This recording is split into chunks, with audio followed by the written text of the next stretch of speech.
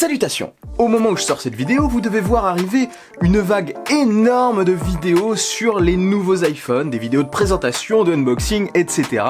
et sur les nouvelles Apple Watch 5, quelle que soit leur finition. C'est pourquoi, en fait, je ne vais pas sortir la mienne ce soir. Oui, je sais, ça peut paraître bizarre comme ça, mais c'est totalement volontaire. D'abord parce que, au moment où vous regardez cette vidéo, là, je dois être en train de courir dans tous les sens avec tous les iPhones, tous les nouveaux modèles, et ma caméra. Et aussi parce que, en réalité, j'ai aussi tout simplement envie de prendre du temps pour mon montage. La course, c'est pas trop mon truc. Donc ça sera pour dimanche, mais ici, je vais quand même rester dans le thème. Je vais vous parler d'un truc auquel je fais souvent allusion dans mes vidéos, sans jamais réellement développer.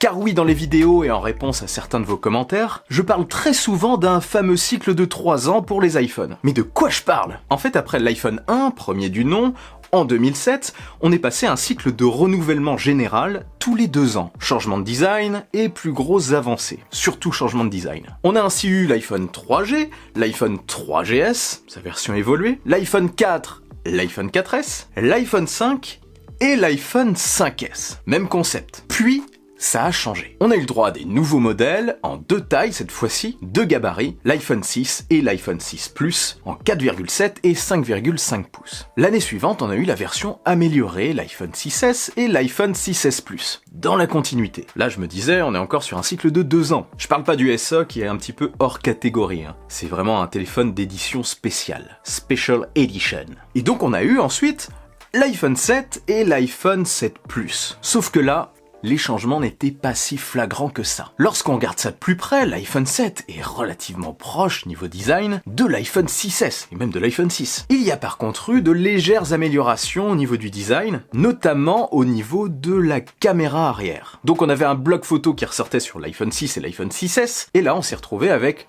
la même chose, toujours un bloc qui ressortait, mais allié au châssis de manière un petit peu plus élégante. Donc on a eu un iPhone 6S 2 amélioré, en gros, cet iPhone 7. J'aimais beaucoup à l'époque l'appeler l'iPhone 6S 2, avec de nouvelles finitions, et une amélioration de la partie photo, parce que le modèle Plus a gagné un capteur, un téléobjectif. Donc quand on résume, ce dernier modèle, du cycle des 3 ans, comme j'aime l'appeler, a eu une légère amélioration de design, et une grosse amélioration côté photo et vidéo.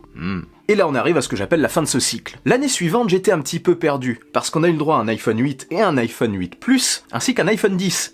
Le 8 et le 8 Plus n'étaient rien d'autre que des 7S. Mais maintenant, plusieurs années après, avec du recul, je me rends compte qu'ils étaient un petit peu en dehors du cycle. Ce cycle est désormais décalé sur les gros modèles, l'iPhone 10, l'iPhone 10S et l'iPhone 11 Pro. Le 8, le 8 Plus, le 10R et le 11 sont un petit peu des modèles à part. Des compléments du très haut de gamme. Une voie d'entrée qui fait un petit peu moins mal au portefeuille. Voie d'entrée totalement nécessaire. Donc dans ce nouveau cycle des 3 ans, on a eu l'iPhone 10, suivi de l'iPhone 10S et un grand modèle, l'iPhone 10S Max. Des modèles très similaires, hein. Le 10 et le 10S, franchement c'est très difficile de les distinguer l'un de l'autre, avec un bloc photo droit qui ressort, et cette année l'iPhone 11 et l'iPhone 11 Pro, avec un bloc photo intégré dans le châssis comme ce fut le cas avec l'iPhone 7. Et quelles sont les améliorations les plus flagrantes? Ça, cette petite modification de design, qu'on aime ou qu'on n'aime pas le design. Et une grosse évolution, encore une fois, côté photo et vidéo. Donc voilà, je résume, même approche, 6, 6S, 7, 10, 10S, 11 Pro. Donc si on suit cette logique des 3, si elle est conservée par Apple,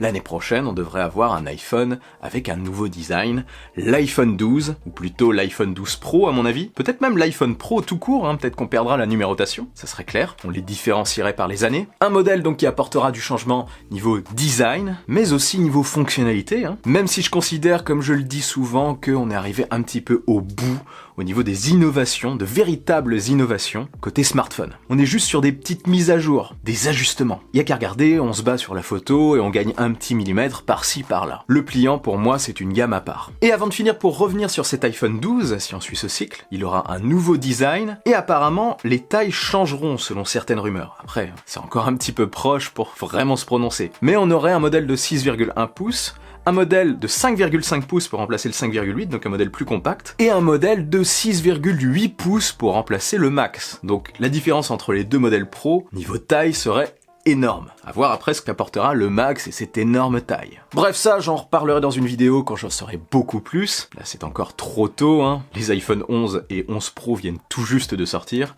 Il y a de quoi faire, il va y avoir masse vidéos sur la chaîne, et j'ai plutôt hâte de les prendre en main. Là, comme je disais, au moment où je sors cette vidéo, je dois les avoir en main normalement s'il n'y a pas eu de problème. Bref, de votre côté, dites-moi ce que vous pensez de ce cycle des 3 ans, de cette théorie du cycle des 3 ans. Vous avez peut-être une autre vision complètement différente de la mienne, ça m'intéresse énormément. Et si cette vidéo vous a plu et que vous voulez me donner un petit coup de pouce, partagez-la sans oublier le bon pouce en l'air qui claque. Petit coup de pouce, bon pouce en l'air. Pour ne rien louper, abonnez-vous à ma chaîne et activez la petite cloche des notifications. Suivez-moi aussi sur les réseaux sociaux. On se retrouve très vite pour une nouvelle vidéo. Vive la technologie, vive le futur. Allez, salut!